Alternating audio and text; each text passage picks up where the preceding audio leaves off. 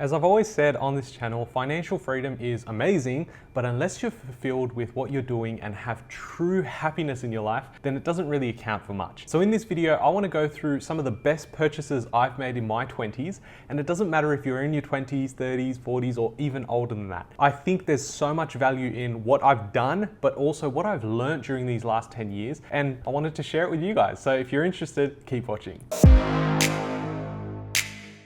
Hey guys, my name's Ravi and welcome back to Personal Finance with Ravi Sharma. If you're new here, smash that subscribe button because I talk about, yeah, you guessed it, real estate, cryptocurrency, and financial freedom. Now the thing is, I've spoken so much in detail on this channel about cryptocurrency specifically or real estate tactics, but what I don't spend time on is, I guess, more of the personal finance and personal development side of things. And I think that is very important because it's all well and good, you can come onto YouTube, see someone else's success and be like, I want that too. But what you don't realize is that there's so many years of work that goes into this. So what I wanted to do to share some of the biggest purchases I've made during my 20s, and no, it's not just, hey, I bought this property or I bought this property. These are almost life lessons that I've actually gone through and said, you know what, I need to invest time or money into these things because it's paid huge dividend over the long term. Now I am in my final year of my 20s, so I just turned 29 and I'm, on the road to my dirty 30s. Now let's jump into my 6 biggest purchases in account of time and money in my 20s and what I think is going to bring you guys some value. Number 1 is have sessions with a psychologist. Wow, I threw you off completely there because you thought I was going straight into like buy assets or something. No, number 1, definitely go and book some time with a psychologist. I think you need to reflect on what your mind is saying to you, what your body is telling you, and really take some time to understand what your thoughts mean and why you have certain feelings. Now to someone who's never seen a psychologist before, this may come across like, this is very fluffy, I don't want to do this because it's such a taboo topic, like there's nothing wrong with me. There doesn't need to be something wrong with you in order for you to just reflect and see what is going on inside your mind to really understand yourself a little bit more. Self-awareness is huge and I think has been a massive part in, my personal development till this point, but also moving forward. And so having a chat with a psychologist, whether it's 1 session, whether it's 10 sessions or ongoing, I think is very, very important. What I'm realizing is that a lot of people, especially in my generation, have gone through social media during school and uni, and our self-esteem being tied up in, ego metrics. How many likes I get on a post, or are these people out on a, Instagram story and then I'm looking at that on a Friday night because I don't have that going on in my life. I think these things are really bad traits, bad habits to get into, but a surefire way to actually start addressing these things is becoming more self-aware. I think it is the real golden path to happiness. So really addressing issues like social anxiety and self-esteem issues, I think are very important in one's development. And the reason for this goes beyond just, you having good relationships with the people around you and with yourself, most importantly, but it goes into even when you start a business or want to start a side hustle, you aren't thinking about the noise that's coming out. If you already lack that self-confidence to go out there into an industry that is so volatile in terms of your emotions, you're really going to be having setback after setback if you can't go and distance that emotion from logic. So I think a very good place to start is to try and get self-aware and start having those sessions with a psychologist. Number 2 is investing in your career.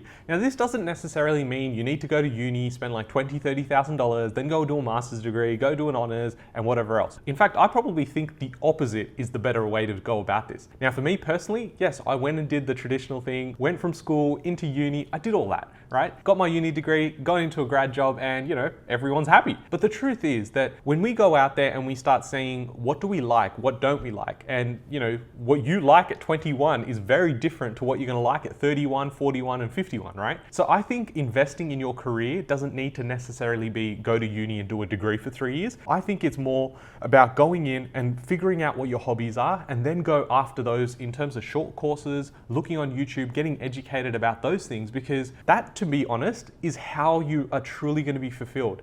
It not only fulfills you from a happiness point of view, but I promise you, if you're doing something you love, you are going to make 10, 15, 100 times more than what you were at a job that you don't like. So I think the biggest alpha here is going out there, doing short courses, figuring out how you get licenses for certain things. And in my case, I went and did that with conveyancing, mortgage broking, and real estate. So I've got licenses across all of those things during my 20s, only to figure out what my real calling was. And I urge you guys to do the same when it comes to your career. Number 3, which probably is the most obvious one, is invest in assets. Now, I'm not just talking about go out there, buy investment properties because Ravi's a buyer's agent. No, I'm not saying that. What I'm saying is you need to understand why assets are important and what asset price inflation is. We can see over the last 50 to 100 years, the issue of our currency really losing its value against assets. We've seen and heard so many stories about people buying real estate or buying crypto or buying ETFs and plugging away shares in a company a long time ago, and what the compound growth looks like. The earlier you start, the smaller the moves you need to make.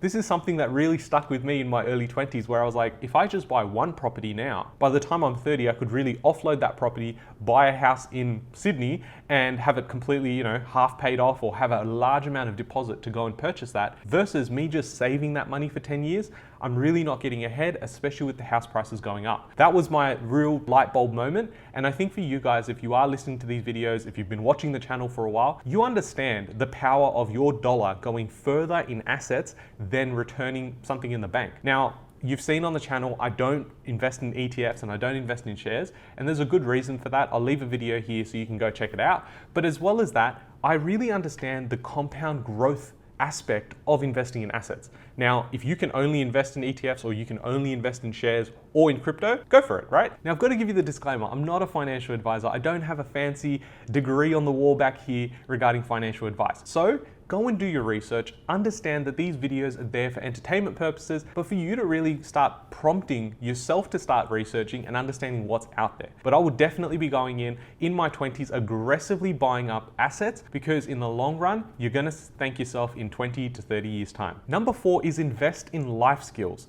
And I'm talking about cooking, cleaning, doing your laundry, those sort of things. So an example of my story is that I actually moved out of home 2 years ago, and really realized that I didn't know how to cook, I didn't know how to clean and do those daily tasks. And what this did was it put a lot of pressure on not only myself, but the people around me when it came to maintaining the household. And this is something that I, honestly really urge a lot of you guys to go spend some time, whether it's learning 1 dish every month, 2 dishes every month, or whatever it is. Cooking's fairly easy when you know what's involved. Unless you put yourself out there and start learning those things, it becomes a lot harder later on when you are in a relationship, you move in with someone and then realize, hey, who's going to make food tonight?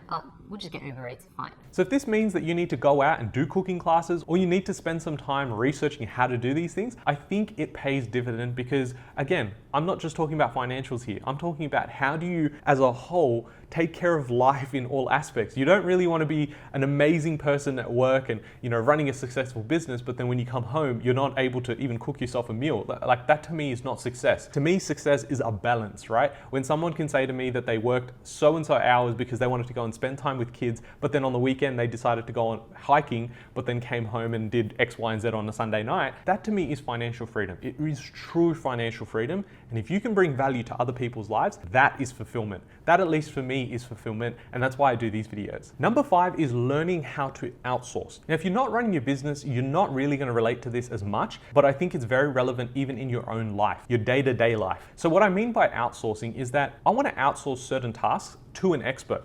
So for instance, if I know the return on investment for my time is a lot higher doing something else I enjoy, well then I need to outsource some of the stuff I don't like. For instance, I'm a financial dude, I like numbers, but I cannot sit there and do hours and hours of paperwork for my own accounting. The other reason for me to go and outsource that to a professional accountant is because they are working with so many other clients. They're gonna see there's patterns, they're gonna see that there's opportunities with certain things that I'm not gonna be aware of. So for me, it's better off me paying for an accountant to do those things versus me spending that time to do it, because I can then spend that time to do other things, which brings me fulfillment, happiness, and a better financial return on my time. The same goes for even running a business. When you are just a one-man show, and I know this for myself because that's how I was running my business for a while, is that when you go out and you start outsourcing particular parts of the business to specialists, you're going to get a better return on investment, and the person that's actually doing it actually likes what they do, they're gonna enjoy it too. Number 6, and the final purchase that I made in my 20s, was to get a car and a driver's license. We live in a world where public transport, Uber, is just, it's around, it's convenient. But the truth is, have you ever done groceries without having a car? When you go and get a car yourself, it doesn't need to be anything fancy. Go and get a car, you go and get your driver's license. This means you become self-sufficient. It means that when you're in a part of town that you can't get an Uber straight away, you can hop into your car and drive there. It also goes into your career prospects. So many people I've seen have gone to job interviews, including myself, where one of the questions is, do you have a driver's license and do you own a car? Because part of our work is requiring you to go and visit stores or do certain things across different sites. And if you don't have that, then you limit how much opportunity you actually have. Now, not only that, but we live in this environment where you can go and have a side hustle with your car by doing, Uber Eats, you can do Uber, you can do a bunch of other things, which gives you a return on that initial investment. 10 years ago, that wasn't possible. It was a complete liability. But now, if you can generate a cash flow from your car as well and change that car from a liability to an actual asset. And needless to say, by having a car, having a driver's license, it does definitely improve your love life. If you know what I mean. As I said at the start of this video, every purchase you make in your 20s, 30s, 40s doesn't need to just be a financial investment. It needs to be time. And I think for me, the biggest learning I've had is that self-awareness is going to be the key unlock to everything else. If you can figure out what you like and don't like, you're probably going to start a side hustle that you actually enjoy. That side hustle, because you enjoy it, allows you to go and prosper and then build that into a real business and allows you financial freedom, because then you can start investing into assets. So you can start seeing that if you go and review this entire video and you start meshing up all of the purchases I've put on here strategically, that you're going to start figuring out there is a pattern to go from your 20s, 30s, 40s and actually live a life of happiness. There are way too many people buying dumb shit to impress people they don't even like, and it's pretty obvious. I see it across in strategy sessions and I'm like, why would you buy that? Because someone else told me or someone else pressured me and that was what their thoughts suggested I should do. At the end of the day, you've got to live with yourself. You wake up by yourself. You wake up in the morning knowing that those are your decisions and you need to then, deal with the consequences. So it's very important to me that you have a balance in life, invest in your body, invest in your mind, but then invest in assets and actually go out there and have action, right? Activity. Get in there, investing mindset and build those muscles, because that's how we have long-term growth. I hope you guys have enjoyed this video. If you have, then definitely drop a thumbs up for the video. And if you haven't subscribed, I'm not sure why not, subscribe and go check out the other videos I've got on the channel. I'll catch you guys in the next one. Thanks guys.